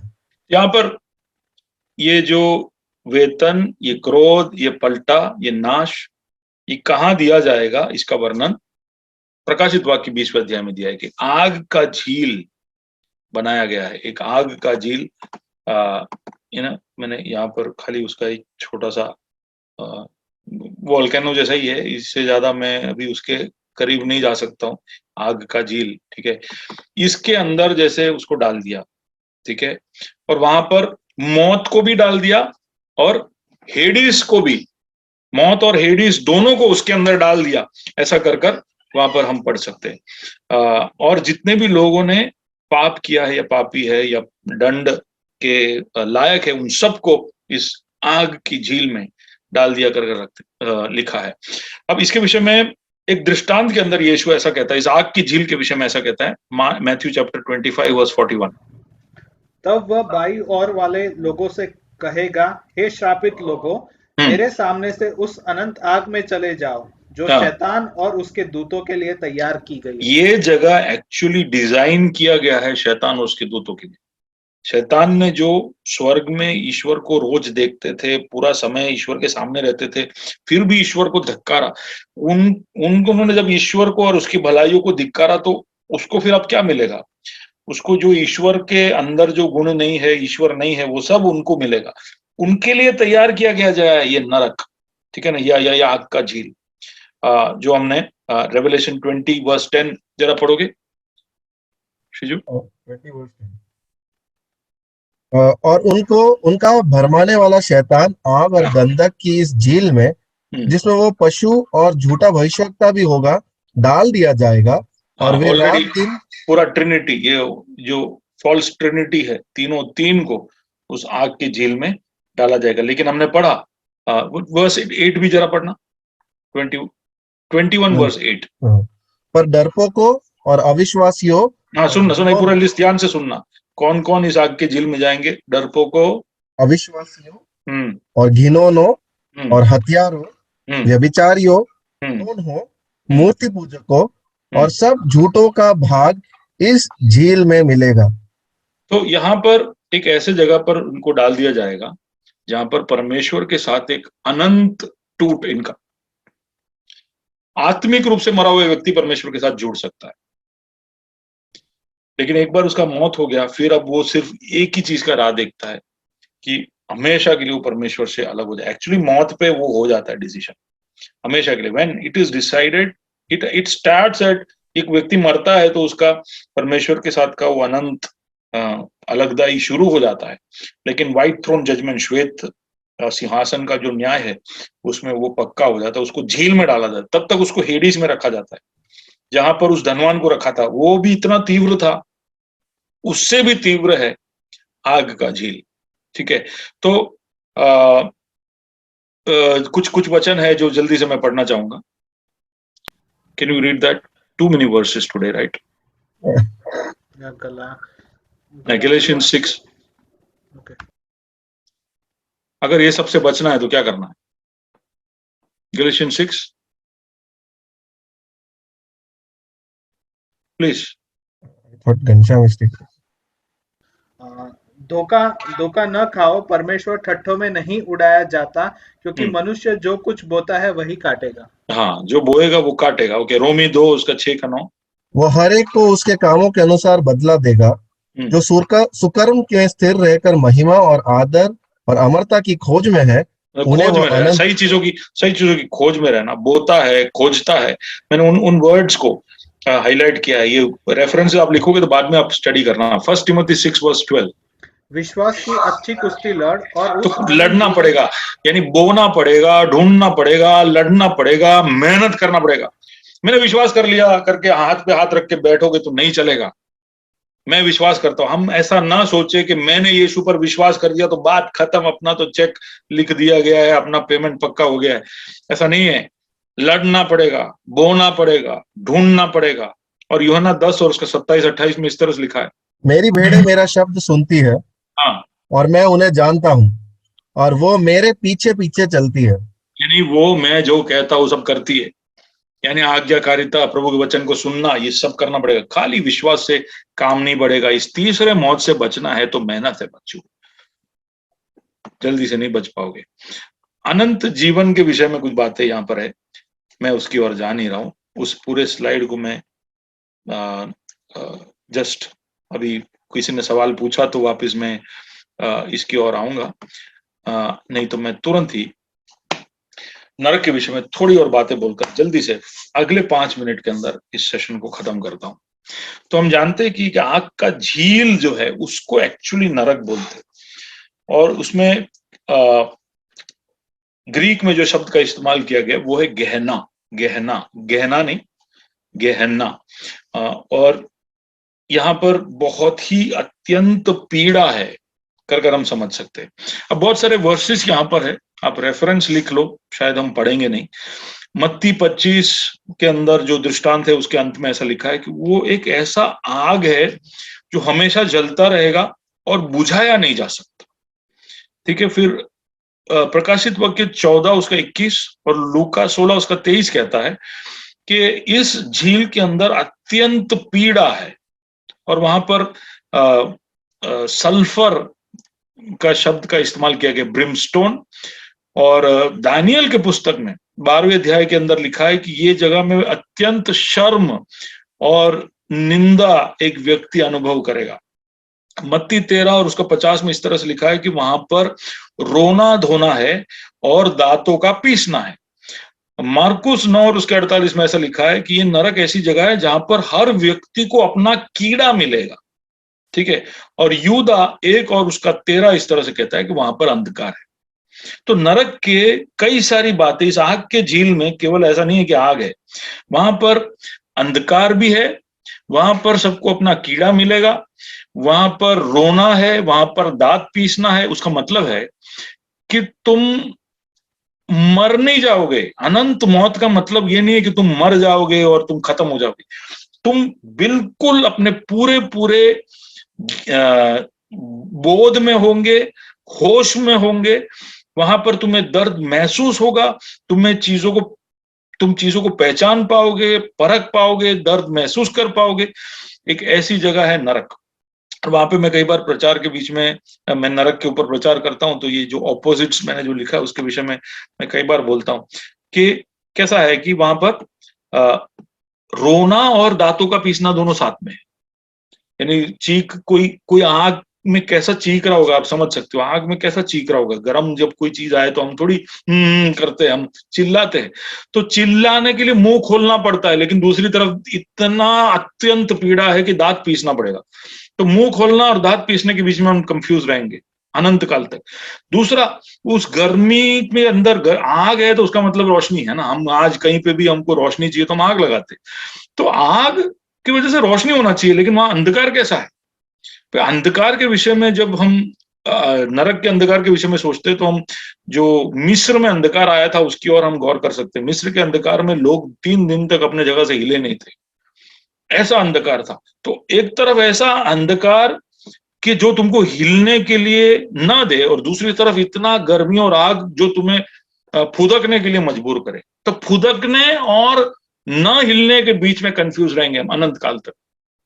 तीसरा, हम बिल्कुल अकेले होंगे क्योंकि सब अपने अपने पीड़ा में व्यस्त होंगे। सबको अपना अपना होगा। हमको कई बार लोग मस्ती में ऐसे बोलते हैं, यार मुझे तो स्वर्ग में नहीं जाना क्योंकि वहां पे सब श्वेत वस्त्रधारी पास्टर लोग हालेलुया बोल के घूम रहे होंगे। नरक में जाएंगे तो वहां पे हॉलीवुड वाले होंगे, बॉलीवुड वाले होंगे, स्पोर्ट्स स्टार्स होंगे, सारे सुंदर सुंदर लोग सब वहीं पे होंगे। तो नरक में जाएंगे, नरक में ज्यादा मजा आएगा, वहां पार्टी होगा।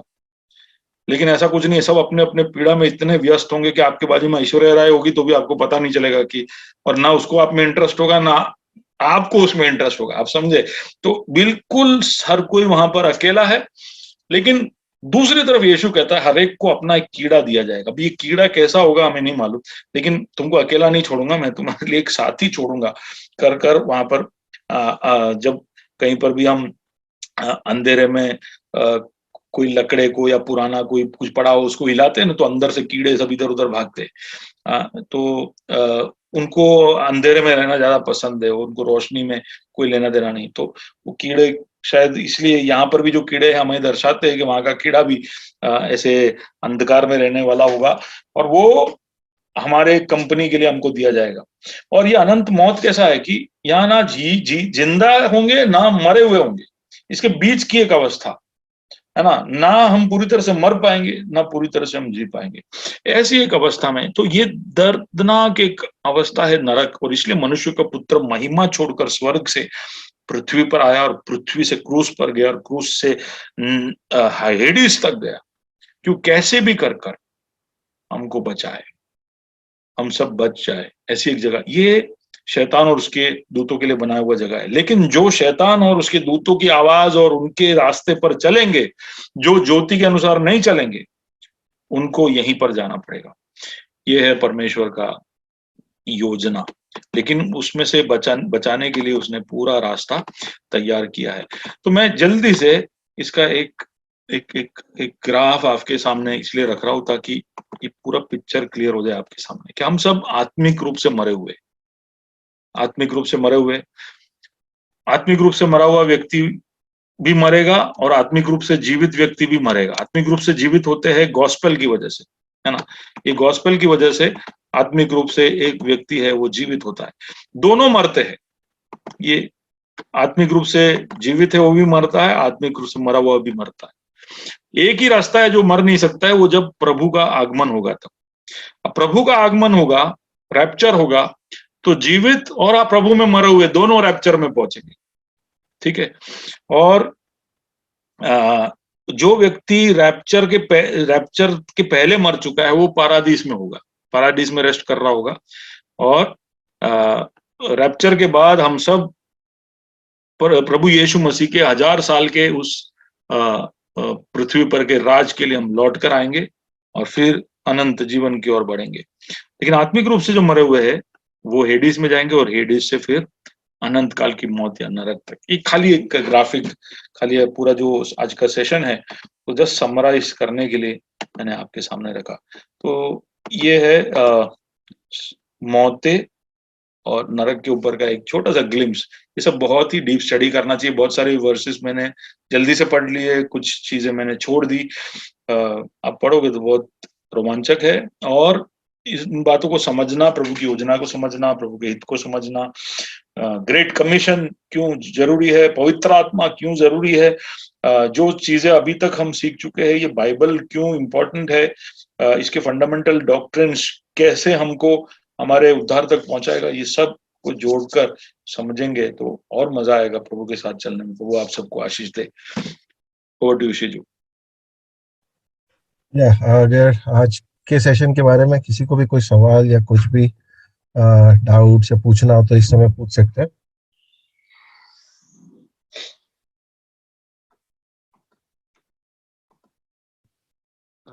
मास्टर एक सवाल है क्रिस्टोफर, ये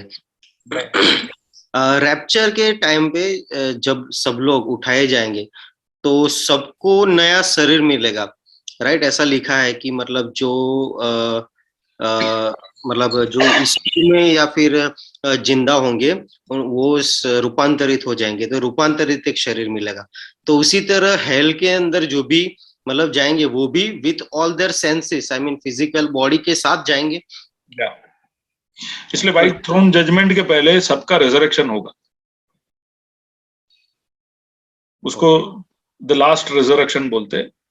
तो आदम से लेकर जो भी मरा है वो सब एक और बार जी उठेंगे, फिर उनको न्याय के लिए बुलाएंगे, उनके आत्माओं को नहीं, उनको सबको जी उठाकर उनको एक शरीर देगा, जो ऐसा शरीर जो आग, नरक की आग के कुंड में जलकर खत्म ना हो जाए।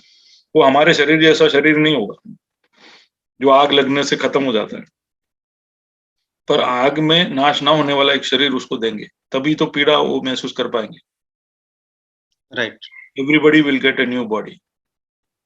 ओके, दूसरा एक क्वेश्चन था कि यीशु ख्रिस्त के मतलब मरने के पहले जो भी लोग पैराडाइज या फिर बोसम, अब्राहम्स बोसम के अंदर थे, तो मैं ऐसा मानता हूं कि मतलब या फिर इट सीम्स कि क्योंकि उसके पहले तो Jesus was not a medium to the heaven, सिर्फ उनके कर्म या उनका राइचियसनेस ही एक वे था। बहुत ही कम लोग होने चाहिए मतलब इन दिस प्लेस। अगर डेविड की बात करें या फिर अब्राहम, जेकब, आइसैक, उनकी बात करें, so they all were justified by their deeds, और is there any other way that they would be in Abraham's bosom at that time? Well, न्याय देने के बाद तो न्याय शास्त्र का पालन करने की वजह से उनका न्याय होगा, और फिर न्याय के पहले लोगों का जो कॉन्शियंस है वो उनके लिए न्याय बना, यानी शास्त्र बना, यानी लॉ बना। तो लॉ तो इंसान के दिमाग के अंदर भी है, दिया गया था, तो वो उसको उसके पापों को गिना गया कर हमने आज एक वर्ष पढ़ा। Everybody will be judged on the basis of their conscience and the light they have received. ठीक है, तो अगर लाइट में अगर न्याय शास्त्र नहीं मिला है तो उस हिसाब से न्याय होगा। न्याय शास्त्र मिला है तो न्याय शास्त्र के हिसाब से तुम्हें जो ज्योति मिली है, तुमने 10वीं तक पढ़ा है तो 10वीं का पेपर मिलेगा, तुमने तीसरे कक्षा तक पढ़ा है तो तीसरे का ही पेपर मिलेगा। तुम यीशु मसीह के बारे में जानते हो तो फिर यीशु मसीह के साथ जुड़ी हुई बातों को लेकर का तुम्हें टेस्ट दिया जाएगा। तो प्रभु जानता है किसका कितना एक्सपोजर है, तो सबको एक ही मापदंड से प्रभु उस तरह न्याय नहीं करेगा। पर जो यीशु के समय के बाद है, यीशु के समाचार को सुन चुके हैं, उनका न्याय उस तरह से होगा, और उसके पहले थे उनका अलग तरह से। इजराइल का न्याय होगा ऐसा अशूर का न्याय नहीं होगा, या अशूर का न्याय होगा ऐसा मायंस का न्याय नहीं होगा, इनकास का न्याय नहीं होगा, क्योंकि सबका अपना अपना, इंडिया में भी तब लोग थे तो उनको जो ज्योति या प्रकाश मिली उसके अनुसार उन्होंने क्या किया। पर हमें भूलना नहीं चाहिए कि बाबेल के टावर पे ये लोग सब चारों तरफ हुए थे, तो कुछ कुछ अंश सच्चाई का ये लोग लेकर बिखरे थे। तो सबको पता था उस जल प्रलय के विषय में, सबको पता था कि उनके पूर्वज कैसे थे, क्या थे, और कैसे प्रभु को कैसे आराधना करना चाहिए, आप प्रभु के सामने कैसे बलि चढ़ाना चाहिए, ये सब विषय को या ज्ञान को लेकर ही सब अलग अलग जगह पर बिखरे थे। तो उसके हिसाब से सबका न्याय होगा। पर हम ऐसा बोल नहीं सकते हैं कि पारादीस में कम लोग थे या ज्यादा लोग थे, वो सब अपने हाथ का बात नहीं है। इसलिए वो प्रभु को मालूम कितने थे। पर जब पौलुस जब रोमी 12 में या इब्रानी 12 में जब बोलता है, तो वो बोलता है कि गवाहों का एक बहुत बड़ा समूह मेरे चारों ओर है। तो ये कौन, पौलुस के समय तक गवाहों का इतना बड़ा समूह कौन था? तो उसमें मैं समझता हूँ कि पुराने नियम के अंदर आने वाले सारे संत होंगे जो गवाहों का एक बड़ा समूह बना। तो हम कह नहीं सकते कितने थे, लेकिन थे। प्रभु ने उनको पारादीस को खाली किया कर कर पतरस और पौलुस फिर बताते हैं। Okay, thank you.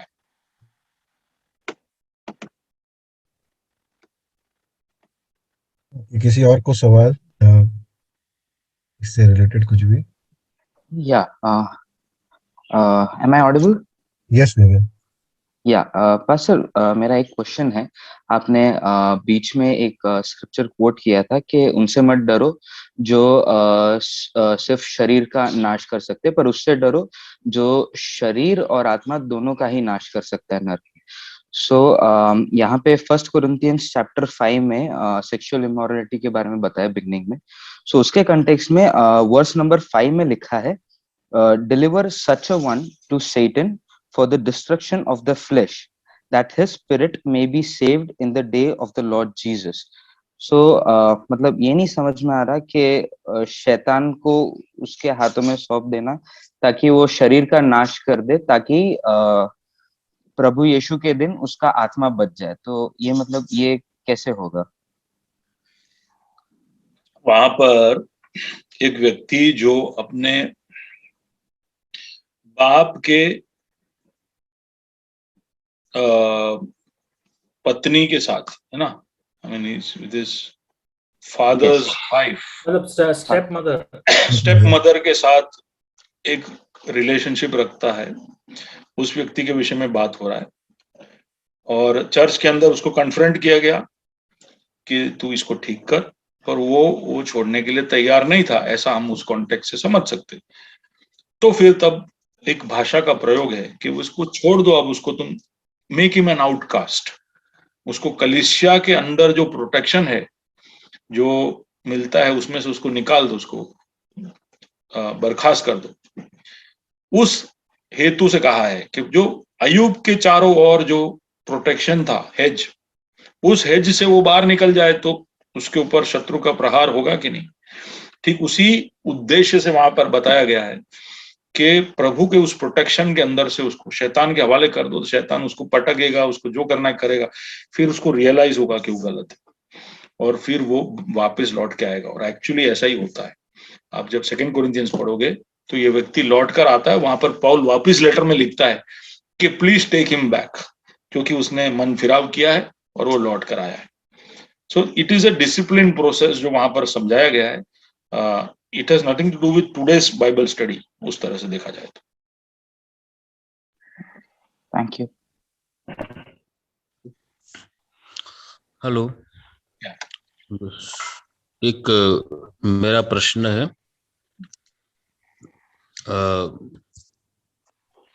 कि आपने बताया जियो भाई के मरने के बाद कोई वापस आता नहीं है पृथ्वी पे, लेकिन पूरे बाइबल में एक इंसिडेंट ऐसा देखा जाता है मैथ्यू में कि मोजेस एंड एलिया वो जीसस को मिलने के लिए आते हैं। वो पुराने करार के दोनों व्यक्ति है, मर चुके हैं, लेकिन क्या उनको थोड़े समय के लिए जिंदा किया था यीशु को मिलने के लिए?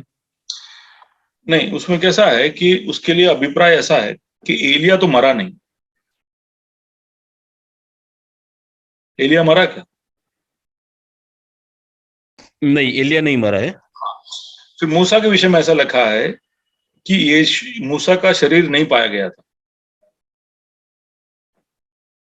ठीक है, तो ऐसा योशुआ वहां पर लिखता है कि परमेश्वर ने ही उसको गाड़ा होगा।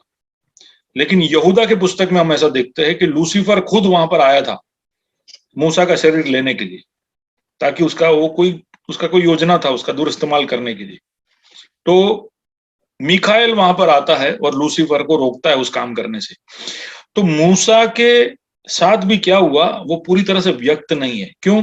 ऐसा कहने के पीछे का कारण यह है कि प्रकाशित वाक्य के अंदर 2 गवाहों के बारे में वर्णन है जो 3.5 साल तक इज़राइल को बचाने के लिए लौट कर आते, और क्रिस्त विरोधी एंटी क्राइस्ट जो है वो ये दोनों गवाहों को मारेगा और इनका शरीर 3 दिनों तक पूरे संसार के देखने के लिए छोड़ा जाएगा। तो ये दोनों शायद मरे नहीं थे, इसलिए वहां पर वो मरते हैं। दूसरा एक अभिप्राय ऐसा भी है कि शायद हानोक वहां पर आएगा, क्योंकि वो भी नहीं मरा था। ठीक है ना? तो ये चीजों को लेकर मतभेद है, लेकिन ये कम से कम 1 या 2 व्यक्ति तो ऐसे थे जो मरे नहीं थे, तो इसलिए वो लोग वहां पर प्रत्यक्ष हुए कर। और मूसा का अभी तक किसी को पता नहीं है क्या है, कि वो सच में मरा था या प्रभु ने उसको भी उठा लिया था।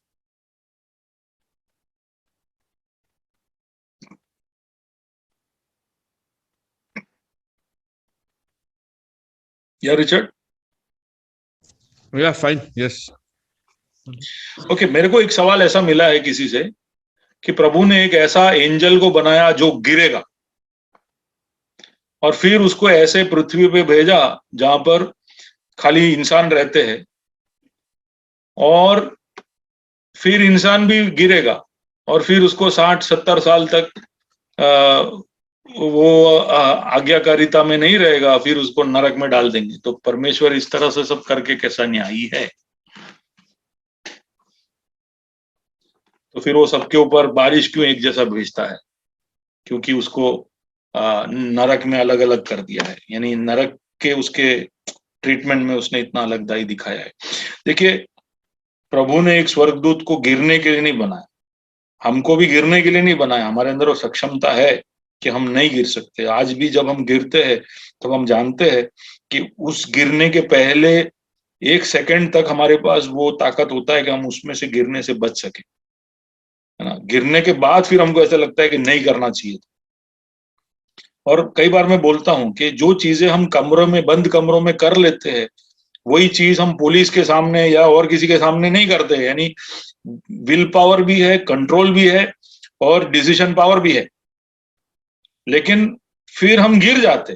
तो परमेश्वर ने लूसीफर को भी जैसे हमको इच्छा शक्ति दी थी, वैसे उसको भी इच्छा शक्ति दी थी कि तेरे को नहीं गिरना है या गिरना है। गिरना नहीं गिरना नहीं था विषय, उसको फ्री विल दिया था। तू तेरी इच्छा से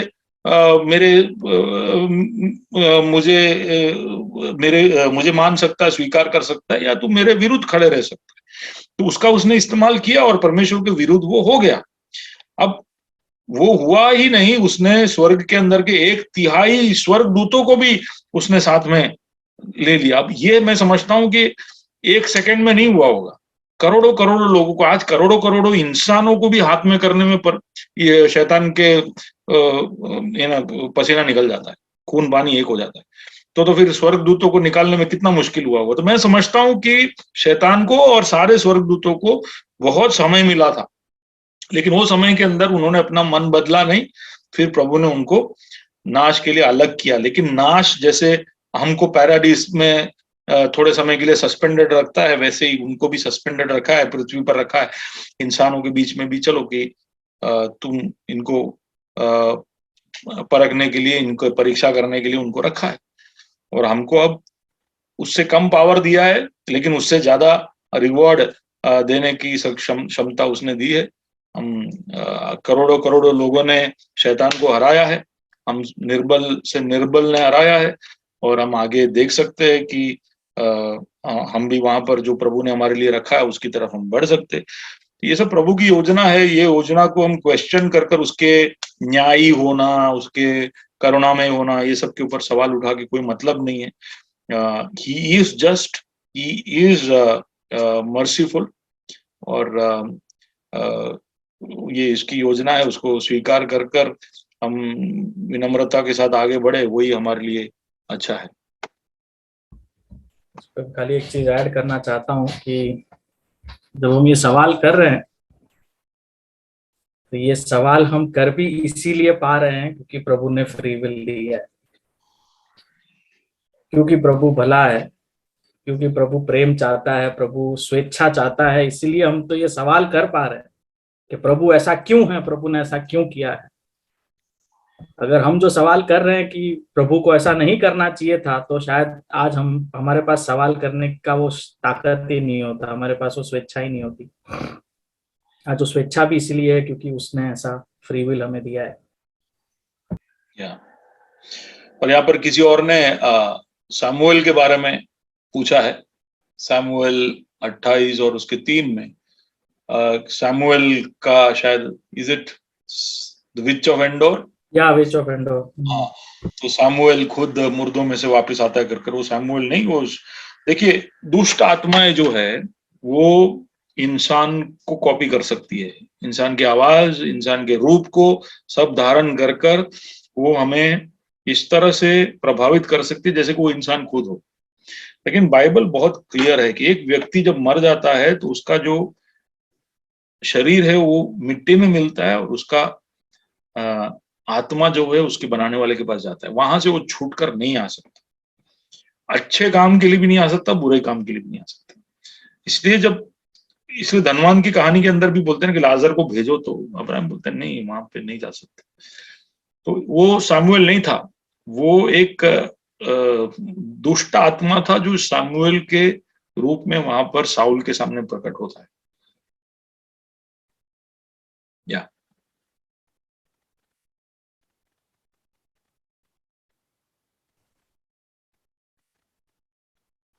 सवाल?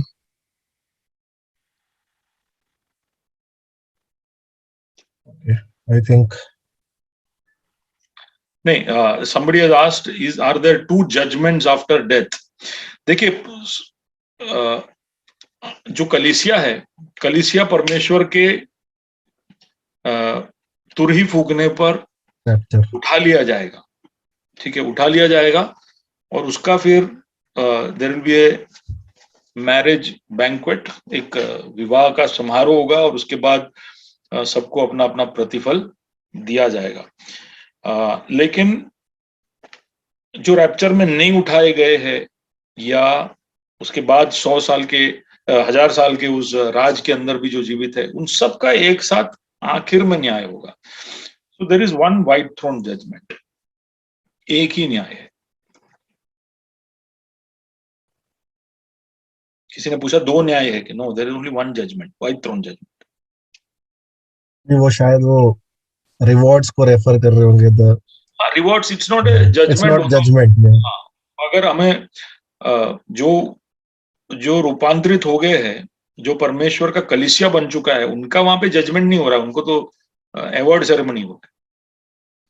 जजमेंट इस तरह से होगा कि तुम 5 स्टार एक्सपेक्ट कर रहे थे और तुमको 2 स्टार मिला, तो उस तरह से जजमेंट हो जाएगा, कामों का जजमेंट।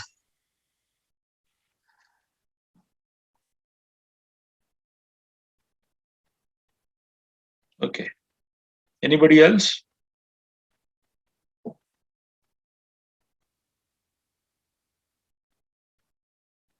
ओके,